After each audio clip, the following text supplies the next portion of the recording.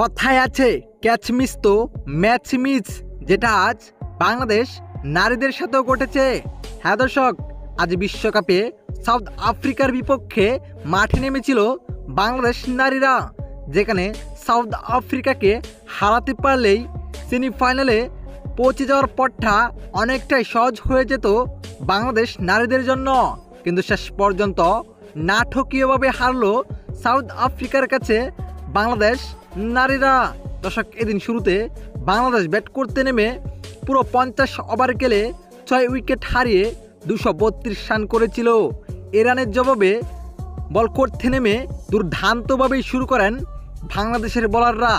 নাটক শুরু হয় লাস্ট 2 ওভারে, যেখানে দুর্দান্ত ব্যাট করতে থাকা সাউথ আফ্রিকার পিউনকে রান আউটে ফিরিয়ে দেয়। এতে মনে হচ্ছিল ম্যাচটি মনে হয় বাংলাদেশ জিতে যাবে, কিন্তু না। এরপরে ক্যাচ মিস করে বসেন, যে ক্যাচটি হয়ে দাঁড়ান বাংলাদেশের জন্য কুপা। শেষ পর্যন্ত লাস্ট ওভারে সাউথ আফ্রিকার জিতার জন্য প্রয়োজন মাত্র 8 রান। 6 বলে 8 রান নেওয়া খুব কঠিন না, তবে এতটা সহজ না। তবে প্রথম বলেই সজোরে হাঁকিয়ে বসেন 4। যেই প্লেয়ারের ক্যাচ মিস করেছিল এই প্লেয়ারে মারেন 4। এতে লাস্ট 5 বলে প্রয়োজন 4 রান।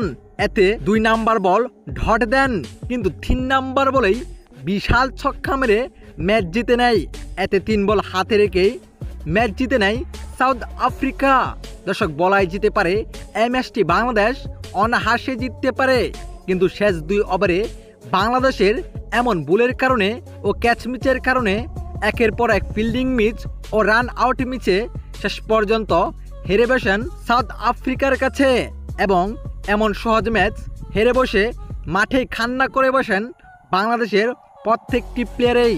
দর্শক, এই ম্যাচটি যদি আপনি লাইভ সরাসরি দেখে থাকেন তাহলে এই ম্যাচটির কথা আপনি কখনো ভুলবেন না, কারণ লাস্ট 2 ওভারে যে খেলাটানা হয়েছে তার থেকে নাটকই হয়েছে বেশি। বাংলাদেশের বুলের কারণে শেষ পর্যন্ত ম্যাচটি হারতে হলো। দর্শক, বাংলাদেশের কি এমন ভুল ছিল, নাকি এই ক্যাচ মিসের জন্যই ম্যাচটি হেরেছে?